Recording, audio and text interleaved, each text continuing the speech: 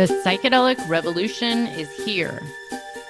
If you want to integrate your visionary experiences into your purpose, get clear on your entrepreneurial path, and help people while you do what you love, then this podcast is for you. Welcome to The Psychedelic Entrepreneur, Medicine for These Times. I'm your host, Beth Weinstein. I'm a spiritual business coach, 3-time entrepreneur, and a lifelong student of psychedelics and sacred plant medicines. You carry your own unique medicine, and your medicine is what we need for these times. This podcast will help you to share your medicine so you can create transformation in the world. Listen in on conversations with psychedelic leaders, changemakers, and conscious entrepreneurs who are living proof that a better world is possible when you follow your heart and live in alignment with your soul. Hello there. Welcome back to Medicine for These Times. I am so honored to have my client and peer here with us today, Sarah Schaefer. Hi, Sarah. Thanks for being here. Hello. Thanks so much for having me. So good to have you. So let's get into it. I'll tell you a little bit about Sarah, and then I'll ask her to share her own story. So Sarah has worked as a nurse for the past 30 years, working with a variety of patients in different acute care settings. Most recently, she has obtained a certification in integrative mental health coaching and has obtained a variety of certifications associated with psychedelic-assisted therapy and integration. And then, Sarah, I want you to share the part about what got you onto this path of joining my group mastermind program, working with me as a coach, also helping people with their own journeys with microdosing and other psychedelic assisted experiences. I'm curious, what brought you here? What was your story that brought you to medicines and this work that you're stepping into? Well, it's interesting because, like you said, I've been in nursing for over 30 years now, and sort of definitely deeply ingrained in Western medicine. Grew up in the 80s with the, don't do drugs, and this is your brain on drugs. And, so that was always off the table, and always, marijuana was like a gateway drug for sure. So those were things that I never even thought about. I actually was a jail nurse for several years, and so dealt with a lot of clients and patients that came through that were doing a lot of drugs, not psychedelics for the most part, but drugs nonetheless. They were all heaped into one category for me. So I had been on antidepressants for over 20 years, battling depression, what I thought was clinical major depressive disorder, and that I was told was probably hereditary. My father had struggled with depression. My grandmother had also struggled with depression. And she had talked about her grandmother also struggling with depression. So we come from a long line of sad folks. So I thought, well, that's my lot in life. And this is what I'm going to have to, this is what I'm going to have to be on these forever. And as a lot of people that have been on them for a long time, they realize they feel nothing anymore. They don't feel joy. They don't feel sadness, which is lovely, but also you don't feel joy. You don't feel anything. So I just got to the point a couple years ago where I was pretty tired of just not feeling anything. I just felt like I was moving through the day and getting nowhere, just kind of like a robot. And one evening in November was trying to figure out what to watch on TV, and How to Change Your Mind on Netflix came up. And so I thought, well, okay, I'll watch that. And first episode was on LSD, and I thought, oh, no, thank you. That's hardcore stuff. You stay away from that, But watching Michael Pollan, I thought he doesn't look like, your average, inmate that I had treated, he's pretty normal looking. So I listened to the second episode, which was on psilocybin. And by the end of that episode was in tears. And my husband was, thumbing through his phone on the couch while this was playing. And he looked up and was like, whoa, what's going on here? Why are all the tears? And I said, I feel like maybe for the first time there's hope for me to treat this depression. I don't have to be on this medicine anymore. And he just kind of was like, okay, well, that's interesting, and let it go. And I went into warp speed into researching mushrooms and psilocybin and their effects and what do they do physiologically. And I kind of was obsessive about it for a little bit. And we went on vacation, and I told him that I had found a retreat in Jamaica it was more Western medicine based, and that's where my comfort level was. And he was very opposed to me doing that. I think he was afraid it was going to break me, that I'd come back worse than I went down there as. And wow. And rightfully so. It's a scary thing. Although, side note, as a high schooler and college student, he did every drug known to man. I mean, I'm like, what the heck? Except psychedelics. Those scared him. So he was afraid that he would see pink elephants and never come back. So, yeah. Irony. Anyway, so I went to Jamaica. Was kind of scary. I just decided this was kind of my last hope. I actually had been courting the idea of electroconvulsive therapy, which is pretty scary. I know what that does. So, but I was just tired. So I went to Jamaica, took a big risk, and did 3 high dose journeys, and they were pretty life-changing for me. Met God, wasn't expecting to meet God at all, was just wanting this to get fixed and not be sad anymore. And met him in my second journey down there, and came home, and then started this road to figuring out how to continue on this road to healing. I knew that I wasn't done. There was more that needed to be done, and I just didn't know how to do it. I don't know anybody that grows mushrooms. I live in a little sort of logging community. I didn't know where to go, and happened to find somebody that grows over in the Seattle area, and started asking lots of questions there. And he helped me start microdosing, and that led into some MDMA, which was wildly healing for self-love, and because I had some real issues there. And then my husband and I actually, when he saw me come home from that solo trip on MDMA that I did and how changed I was, and I asked him, will you please do a couples retreat with me with MDMA? And so he was super nervous and was like, yeah, man, I don't know. But I finally kind of twisted his arm a little bit. And so we drove 10 hours to Canada and did an MDMA journey together there. And that just changed our marriage completely. We'd been married 28 years, so we're a totally different couple now. But in this process, started talking to a friend of mine who's a therapist, and said, hey, have you done some mushrooms ever? Felt kind of weird to ask her that, but she's kind of my hippie friend. So I thought, well, the chances are maybe. And she said, actually, she'd done a little bit, but no high dose journey. So I kind of told her about my experience, and she went ahead and did a high dose journey on her own.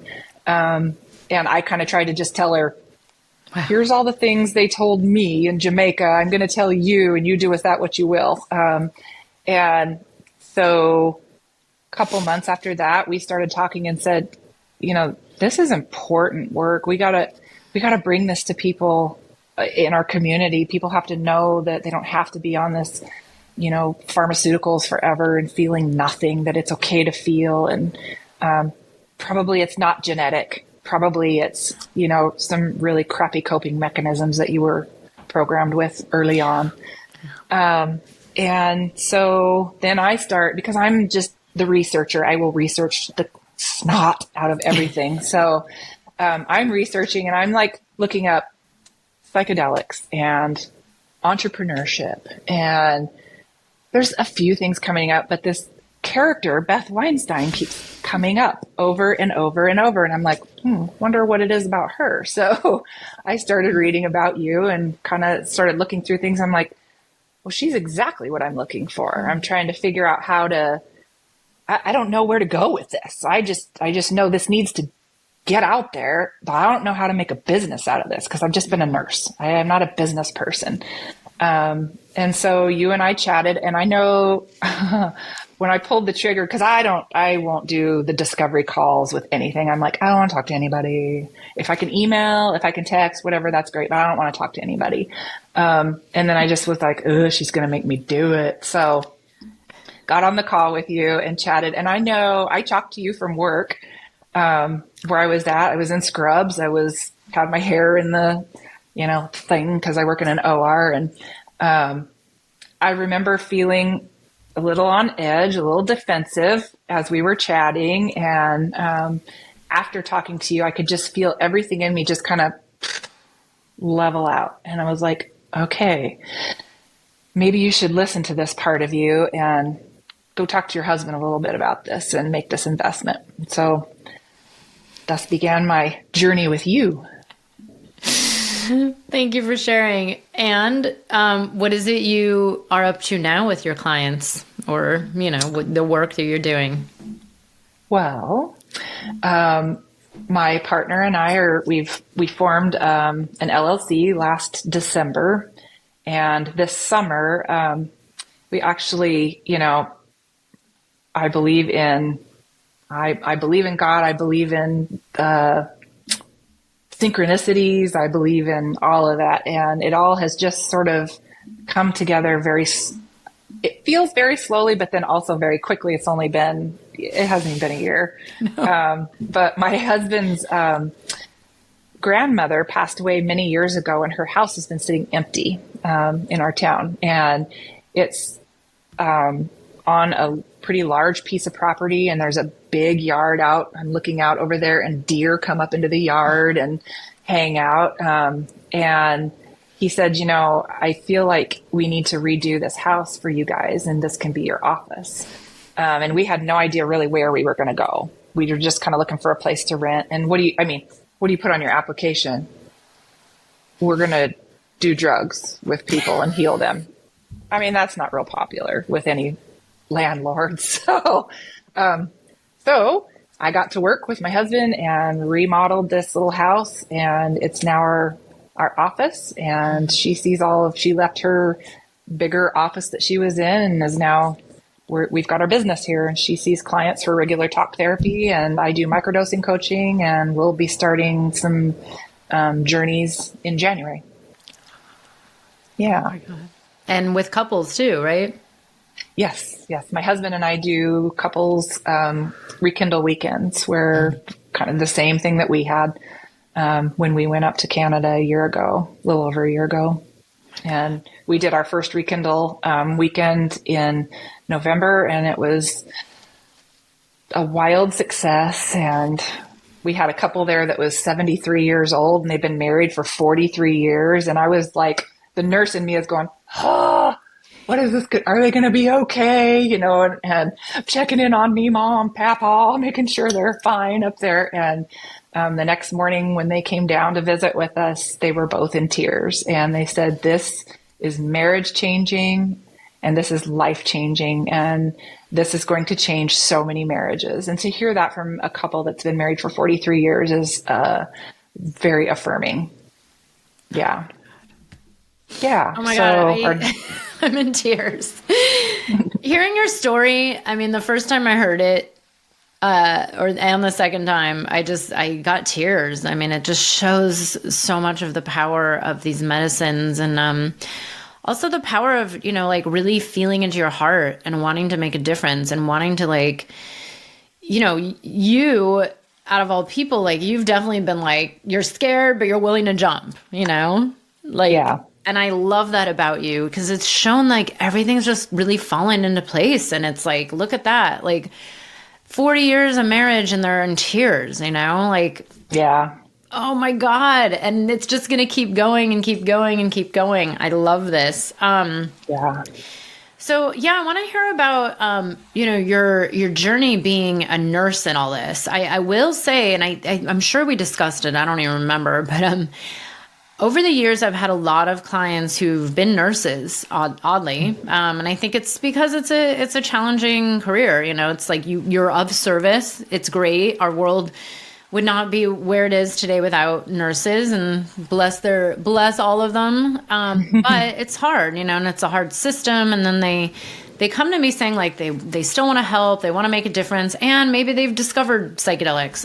But how has it been for you navigating this as a nurse? Like, do people at work know? Are you totally leading a double life? Is it like, what's your, like, have you navigated the fear around being a nurse and stepping out into the psychedelic realm?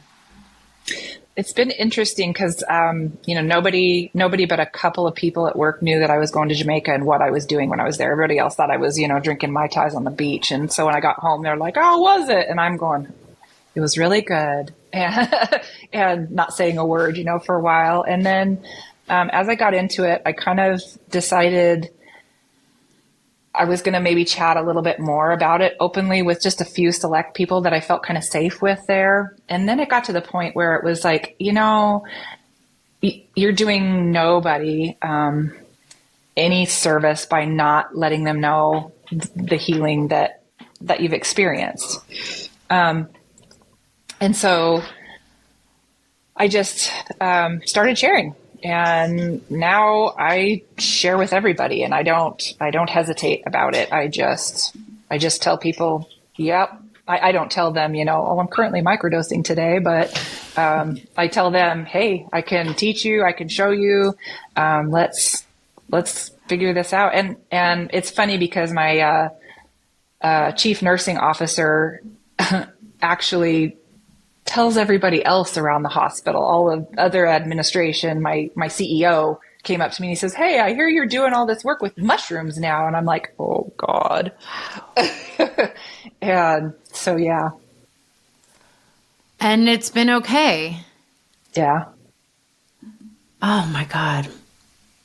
Sorry. I wanted to really take a moment to mention that for anybody listening, that you are okay. You are still safe. You are still alive, and you're still actually working as a nurse, correct? I am. Yeah. Cutting back in January. I'm pretty excited about that, but, yeah. And it's just, people say, "How are you doing this legally?" And it's, well, I'm not growing the medicine and distributing and, selling. So I'm coaching people on how to make this work. Yeah. Beautiful. I'm curious, what has that process been to cut back on your work? I mean, you've been a nurse for 30 years. It's a big deal. I mean, it's, and I know when I met you, it was like, wow, I don't know if I can keep doing this forever. And you were feeling a call to do something more aligned. But how has this process been stepping into this kind of new world of you have literally... that was a huge manifestation. Even though it's your husband's, it's already in his, he already has this house, but it was kind of wait a second, this just landed in your lap and it was a dream and it came through within, I think the first, 6 months of the program. It was oh, we found a house and now we're going to turn in. And then it was a month later. And then now, you have a program coming up in just a month and, already have clients.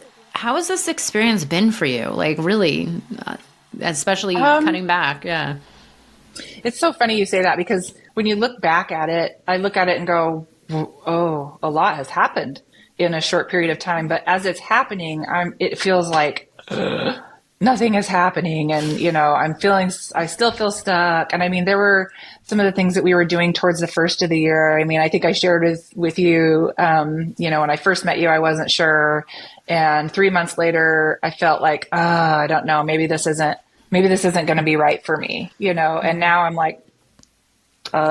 there's just too much lining out for it not to be right. This is how it's supposed to be.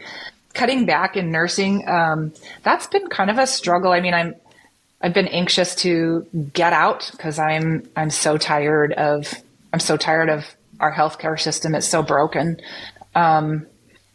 But at the same time, it's who I am. I mean, I'm 52. I've been a nurse for my whole adult life, so it's sort of who I am, and rediscovering who I am now, at 52 it's a trip, literally and figuratively.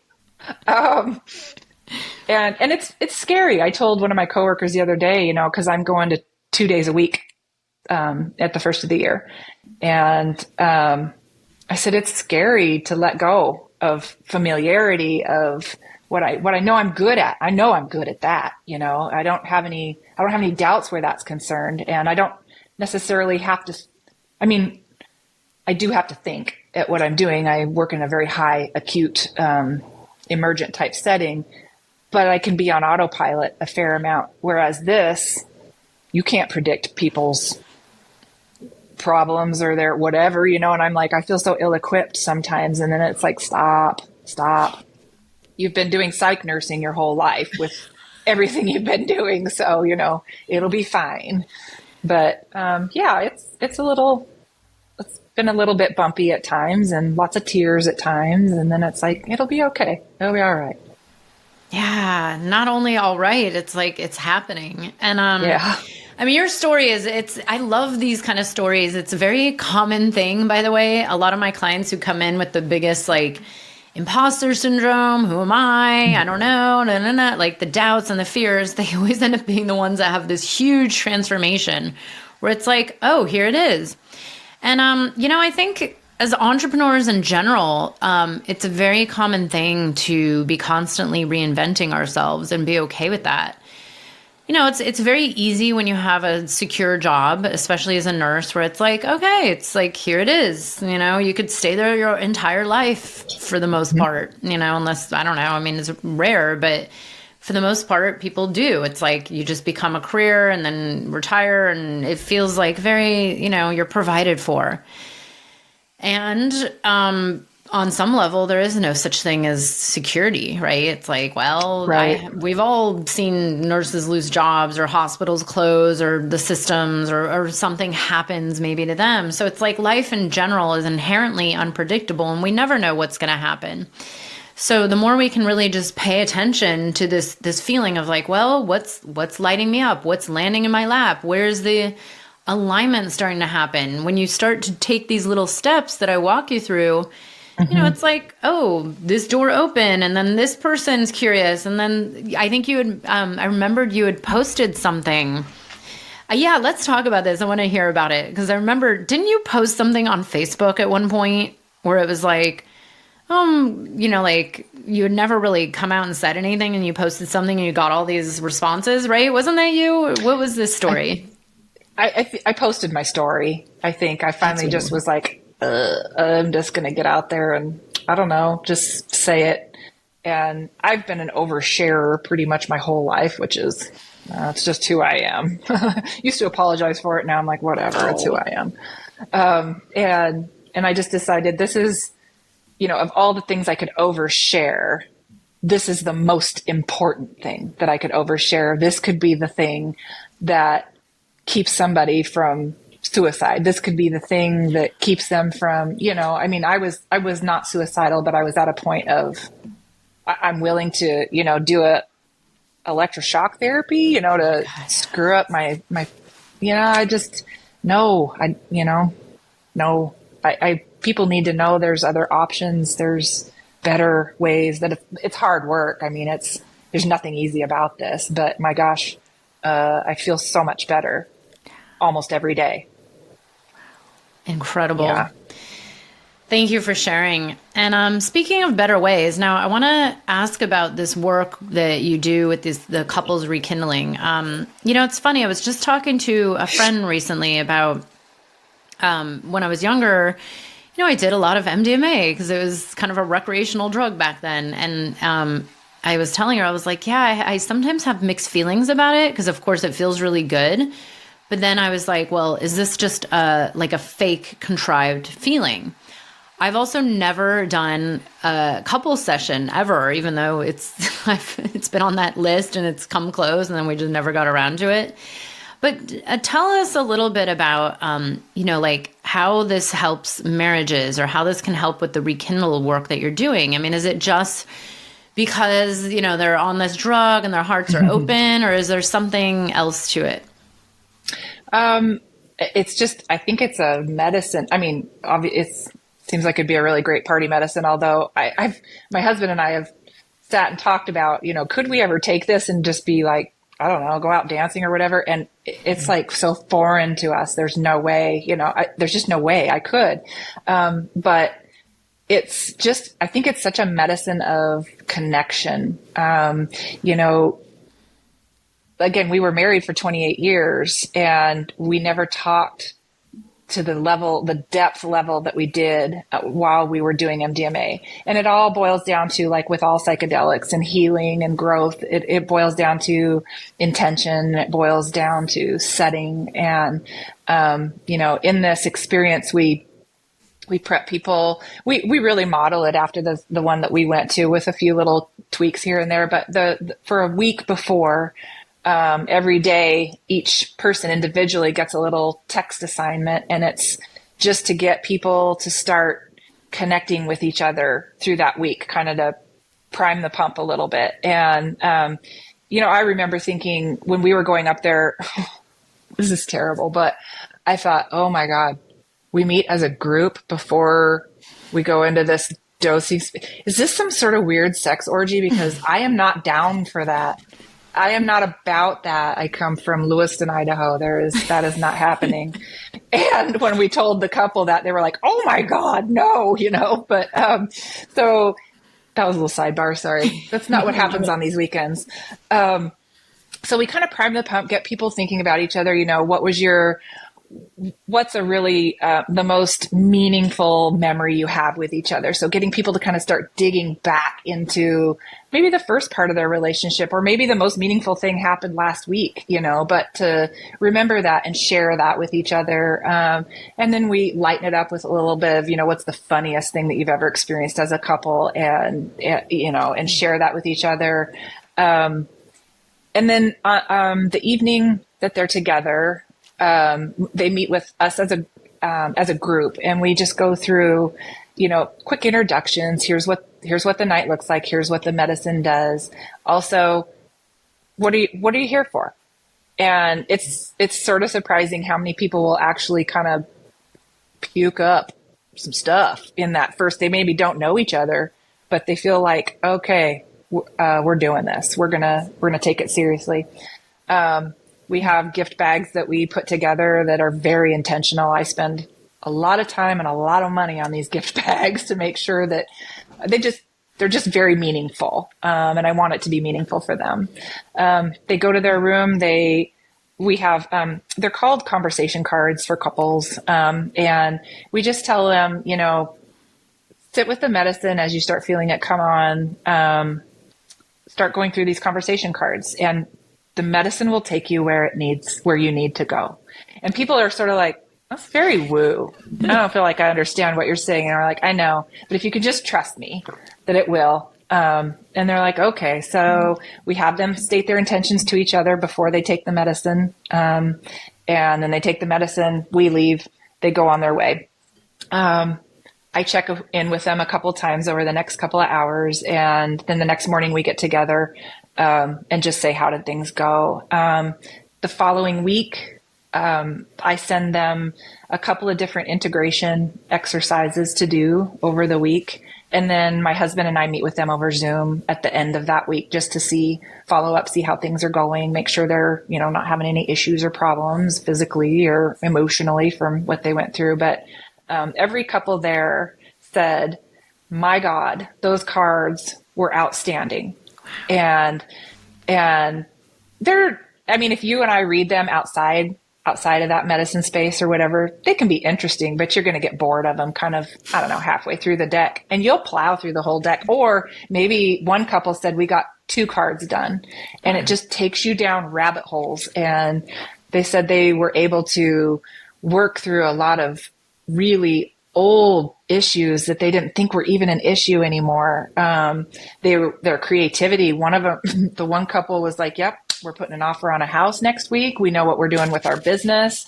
They had lined out a whole bunch of creative sort of, it's a medicine of connection. They come together, you talk, you really, you hear each other I think sometimes for the very first time, you really are able to hear, no filters, no, I'm not judging what you're saying based on my filters. You're not judging what you're saying based on mine.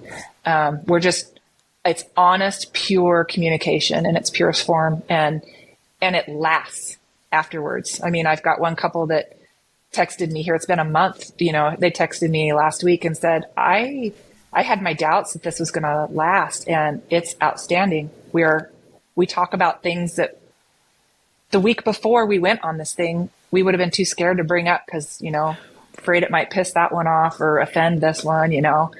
So, and that's been my husband's and my experience with it. Yeah. So I love it. I love MDMA. Everybody should have it. No, it's amazing because, yeah, wow. Thank you so much for sharing all that. No, it's incredible because I know many people who've reported this, and, you know, it's funny because I've had the experience of making lifelong friends because of MDMA, you know, like even back when I did it recreationally, like some of those experiences were life changing. You know, you talk to a random stranger at a rave in your 20s and next thing you know, you're friends with them like 30 years later. I mean, it's crazy. I'm still friends with some of these people where I was like, I think we met on a subway, you know, like I have no idea. I'm like, I think I met you on the streets. Like, it's just incredible. And I'm curious, you know, do you find that it's maybe more like the woman, and speaking in heteronormative terms, but like the woman that wants to come in, the man is kind of dragging his feet, or is it like, are you finding like people are just both curious, or, you know, what is that dynamic like so far? Interestingly, all three couples, the man was the one saying, yes, let's go. We have to go. We have to do this. This is going to be so great. Ooh. Now, all three of those men will also say, I came in with an agenda. I knew we were going to talk about this, that, and the other. We were going to settle some stuff.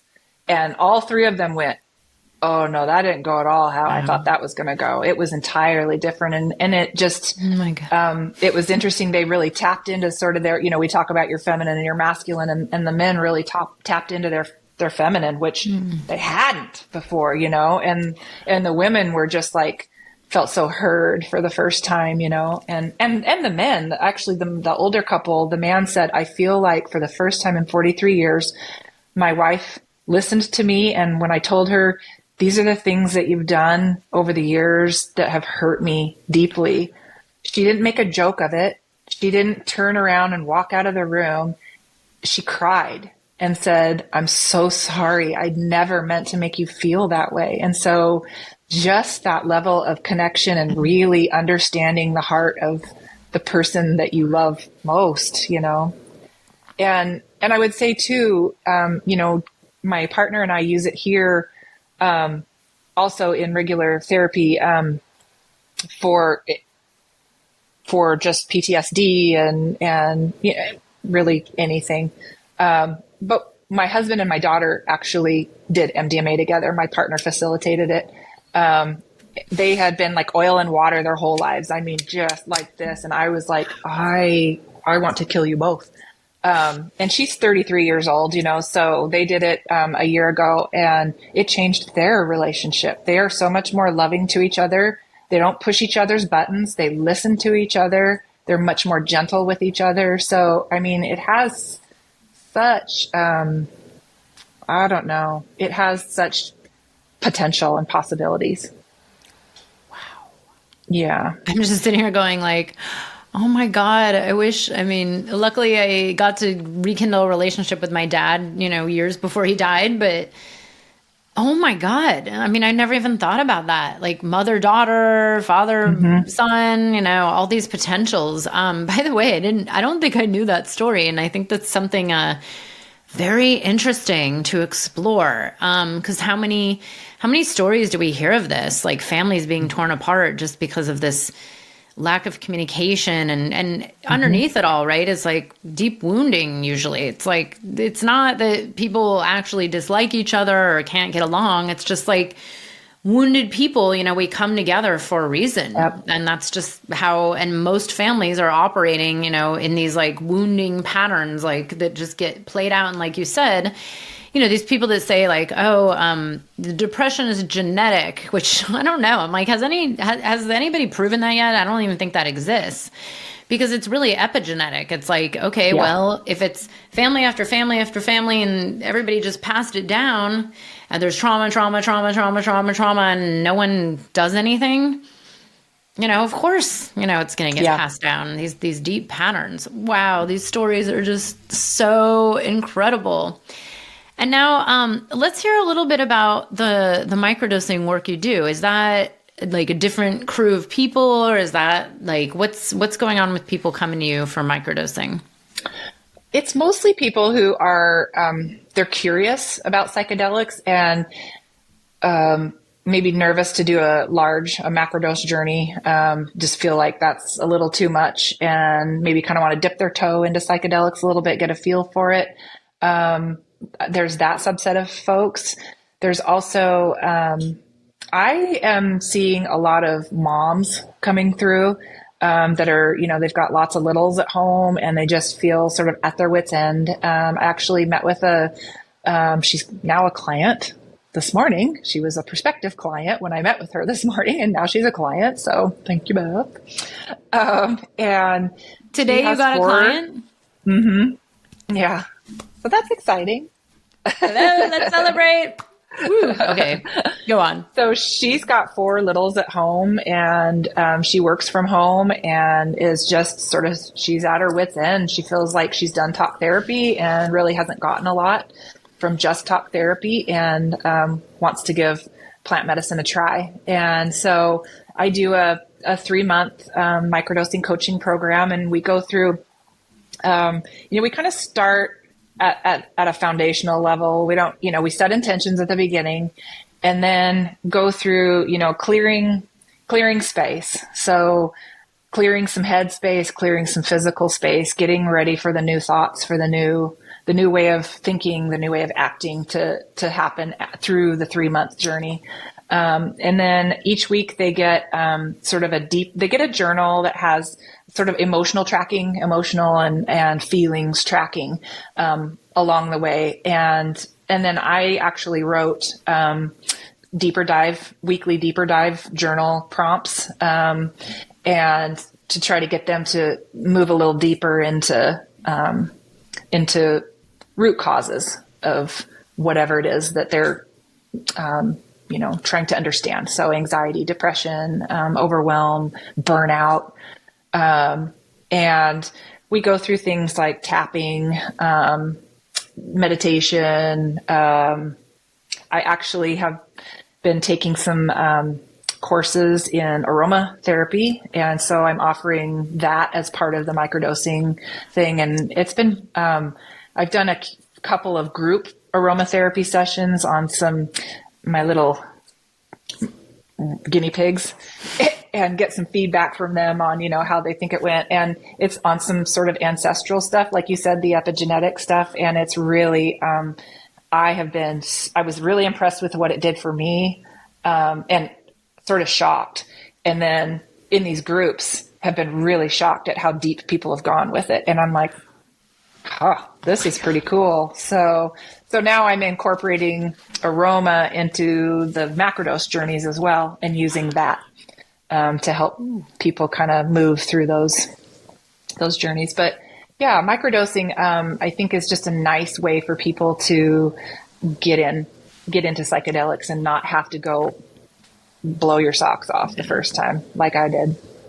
Oh my God. So amazing. I'm curious. I think we talked about it a little in a sidebar, but is this just like, you put an essential oil in a diffuser during a trip and see what happens? No diffusers at all.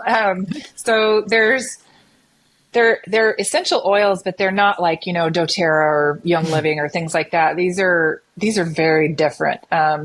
In fact, my partner was like, "Oh yeah, I have a whole bunch of essential oils," and I'm like, "I think you should smell these. These are different. These are very alive molecules. I mean, they're of plants, labdanum and helichrysum and vetiver and things like that are from India, from France, and so you work with them. I'm working with them so that I'm familiar with them and what they do and how they kind of stimulate, I don't know, different parts of your brain. And then I work with well, my husband, he was sort of my first really big guinea pig. It was actually this weekend.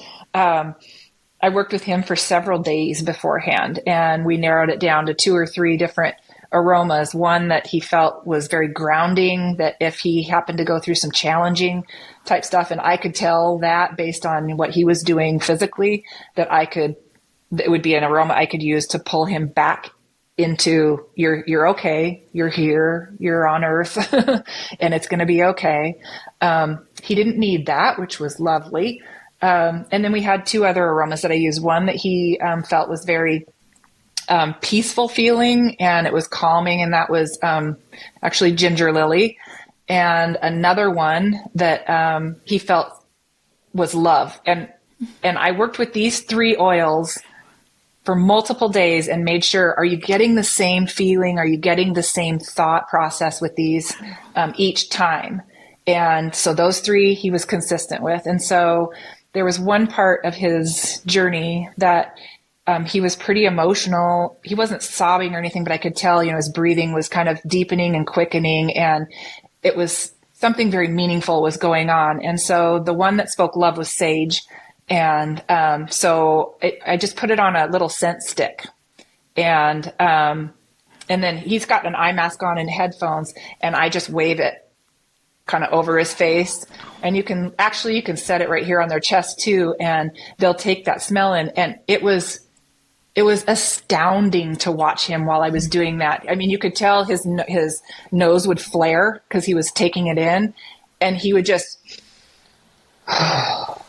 everything would just come down again, and he was just okay. And then the smile started, and I'm like, yes, this is outstanding. I love it. And so when the journey was over, I asked him, do you remember smelling anything? And he goes, oh my God, yes. It made all the difference. It was huge. It definitely played a part in my journey. And so that was nice to see. And oh my God, kind of affirming that, okay, part of my curiosity in this stems from when I was in Jamaica. Of course, they smoke a lot of weed in Jamaica. And as a nurse, I know that, we have patients smoke weed for nausea, that in its smoked form, it's the most effective for nausea. And I was very, very nauseated during one of my journeys, throwing up and really nauseated, but had my eyes covered and whatnot. And somebody walked by me and had to have been smoking it and had to have blown it at me. And I remember smelling it, and I was kind of into the journey a little bit, not hard yet, but I remember smelling it and thinking, okay, that's going to help with my nausea. That's going to help with my nausea. And my nausea started to go down a little bit. And then somebody did something florally that was a very light floral scent that I smelt coming in on the breeze because we were outside. And that absolutely just calmed things way down. So I was like, I didn't remember it at the time, but here, 9 months later, or a year and a couple of months later, I'm like, aroma, something with aroma. I've got to explore that more. So yeah, found these folks out of New Mexico that are using it in their practice, and he's a psychiatrist and uses it with ketamine therapy. And so yeah, pretty cool. Oh my God. So cool. I know it's funny because I'm so used to sitting in these big group, not big, but like, small group ceremonies where it's like, most of them are like no essential oils allowed because, someone might bring one and it's like way too strong. And then it's like gives you a headache, and then you become uber sensitive. And, but then actually, one of my people that I work with in Peru, curandera, uses essential oils constantly. Usually if it's, there's a struggle moment, or like I dosed myself essential oils this summer when I was in a never ending journey, and it was like long beyond the ceremony ending, where I was like, okay, I could use some peppermint up my nose, yeah. But that's incredible. I just love how much you've like really dived right into this from this life-changing experience. And now you're really like making a difference in people's lives, and, have this amazing partner that, just to even hear that your relationship has never been the same and it's completely changed after so many years.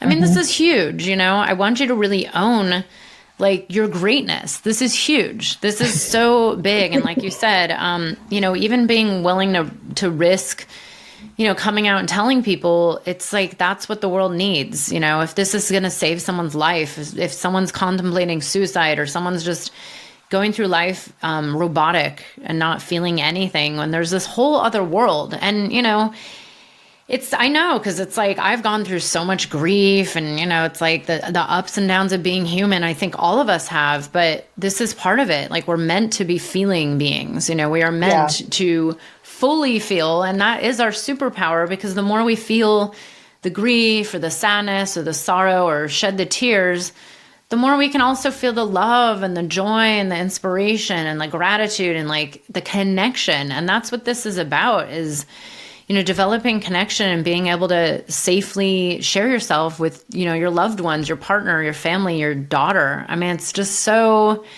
incredible, this work you're doing. I'm so proud of you. Thank you. You're awfully sweet. And you've been instrumental in all of it. So yeah, I'm sad to see this year close. I'm like, but wait, can I just audit the rest of your classes just for fun? But we're only just beginning. Yeah. No, it's just amazing, because there's definitely been points where throughout the program, and by the way, I want everybody listening to know this is normal. I mean, I go through this myself. I think every client of mine has had these moments of doubts or fears or like, who am I? You know, but you've really been committed and dedicated, and like really, as I teach, it's like putting that greater mission, like your why. Like, why are you called to this? What's the greater mission? Like putting that above the ego that's in the fear, the self-doubts, you know, and really immersing yourself into learning from mentors and trainings. And I think you even did this, what was it, the online training you did like twice as fast as it's even offered? And I was like, oh my God. That was my integrative mental health coaching thing that was supposed to be like a 9 to 12 month thing. Yeah. And I finished it in 3 months, and I'm just like, what are you doing? Calm down. But at the same time, I just was, I gotta get it done, you know, but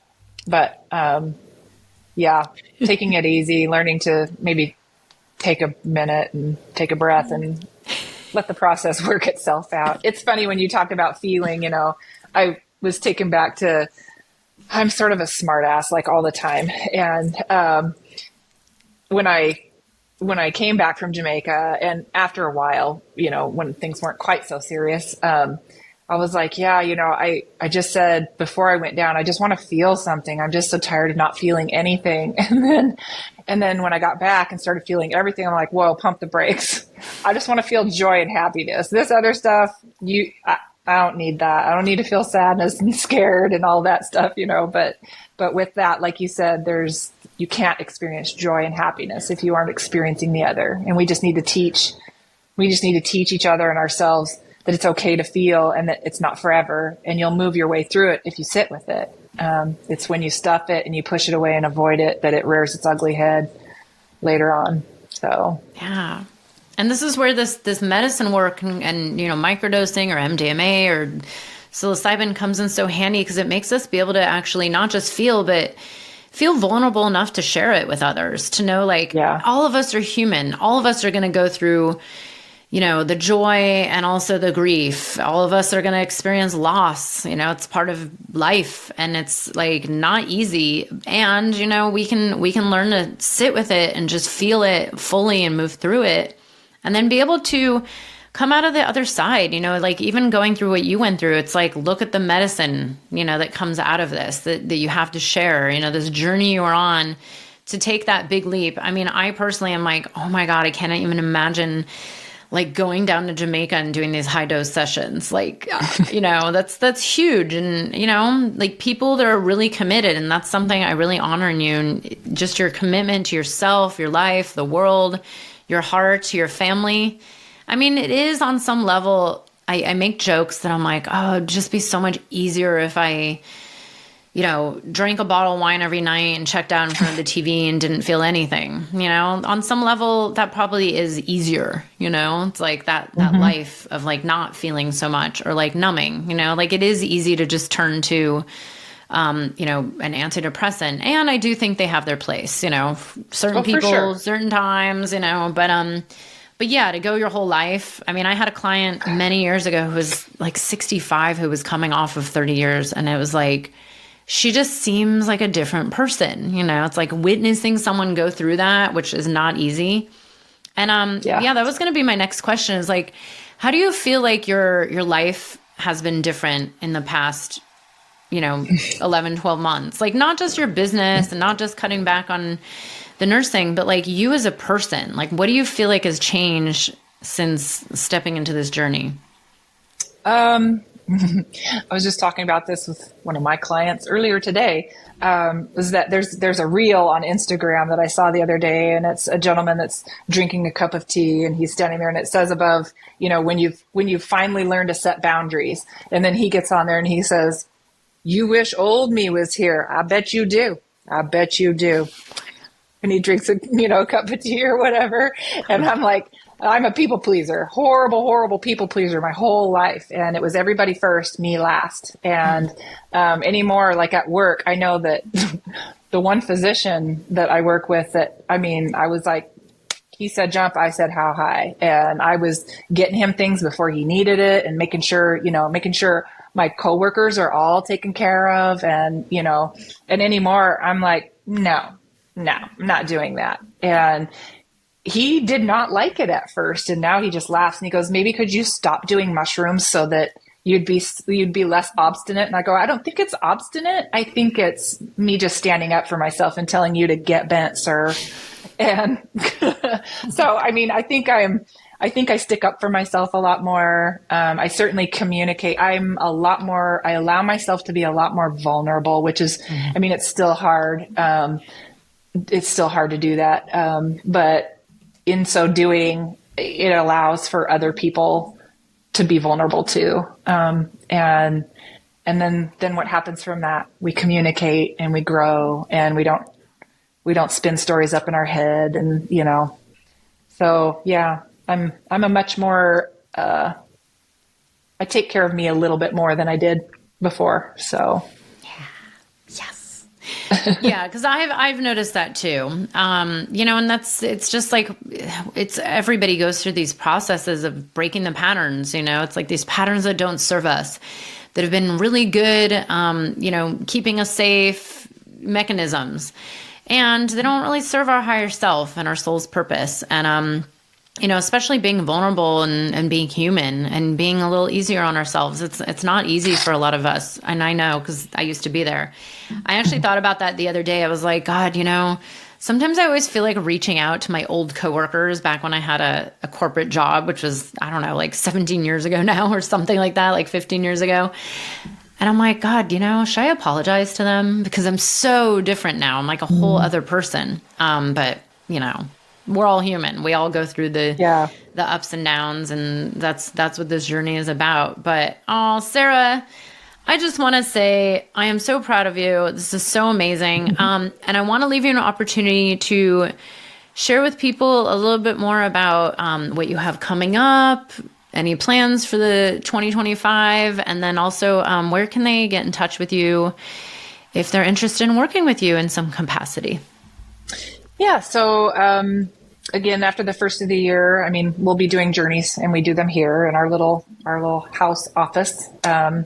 You can contact me at sarahs@transformativesolution.com. And we can go through that, or we're at Transformative Solutions, on Facebook. Lots of communication through that avenue there. And then, as far as events, really, we've got, our next Rekindle event is scheduled for February 14th for Valentine's Day. So, we're super excited to do that, and we have pretty limited space for that. So, we're going to start asking for some deposits here in the next couple of weeks to hold spaces.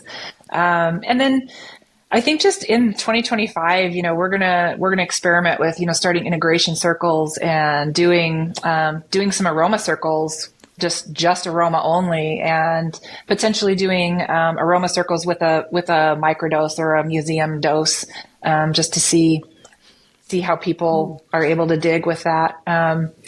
And yeah, just kind of playing it as we go, seeing what the desire is for people out there, because we're a pretty sheltered community here. So hoping to expand some minds. Yes. Oh, I love this. I love that idea of an aroma circle. I'm really into this. Yeah. Well, we will have your information right here in the show notes.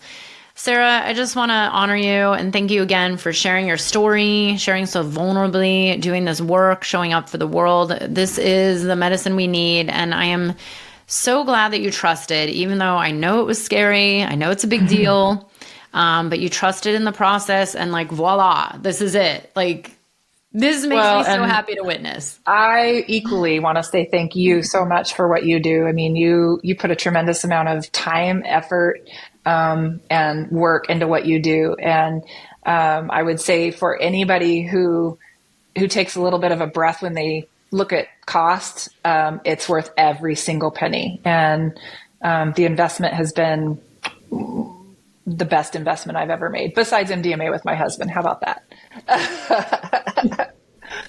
So do it. People should do it. Absolutely. You're amazing. Thank you. And thank you. I hope you enjoyed the episode. If you're feeling inspired, I'd appreciate it if you showed your love with a review. And check out my YouTube channel where you can find the video version of this podcast. You can also head to bethaweinstein.com to learn more about me and grab my free business growth trainings. Remember, you carry your own unique medicine, and your medicine is what we need for these times.